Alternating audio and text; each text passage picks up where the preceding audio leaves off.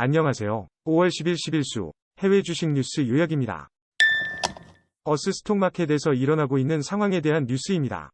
3개월간 S&P 500은 7% 상승했습니다. 하지만 투자자들은 미국 채무한도 인상과 연방준비위원회 정책 등과 같은 염려 요소 때문에 주가가 떨어질 시나리오에 대비하여 진정한 우려를 숨기지 않고 있습니다. 따라서 구매 옵션 보호에 대한 수요가 늘어났습니다.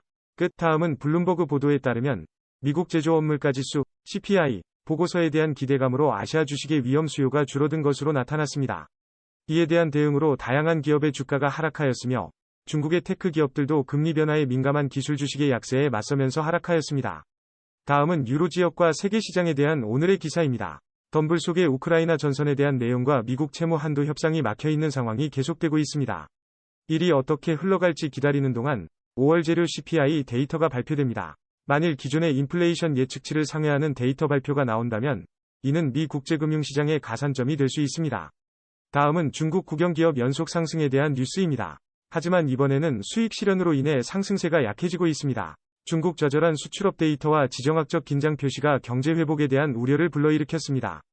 이러한 상황에도 광동 샤오유 투자관리의 리슈유 매니징 디렉터는 SOE의 투자가 가능하다고 밝혔습니다. 다음은 경기 불황으로 접어들거나 연방정부가 계속해서 금리를 높이기 때문에 주식시장이 계속해서 하락할 것으로 예상됩니다. 둘 다 기업의 이익에 불이익을 끼칠 것이기 때문에 기업이익이 예상치보다 더 낮을 것으로 전망됩니다.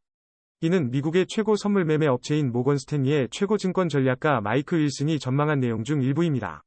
다음은 미국의 5월 CPI 지수 발표에 대한 뉴스입니다. 미국 인플레이션 지수가 크게 내려가지 않을 경우 이로 인해 금리 인하 기대가 좀 더 떨어질 수 있으므로 현재 아시아 지수와 미국 금리가 안정적으로 유지되고 있는 것으로 나타나고 있습니다.